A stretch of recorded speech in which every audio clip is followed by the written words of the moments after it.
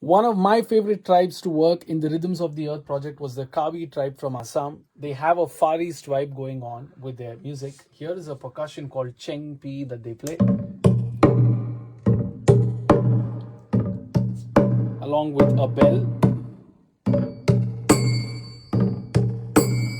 We've added a heavier drum and a drone along with it to make it interesting. They also have a guitar-like string instrument called Kumli Ang, which on its own sounds kind of like this.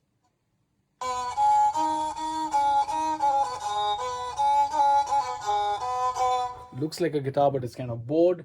And together with vocal, this is what it sounds like. Hola ko maloja ho, lubonga sir jantang ho. Hola ko maloja ho, lubonga sir jantang ho. Opia jis, opia jis. Nim so long long long lele, la sa nim so jot ke. Nim so long long long lele, la sa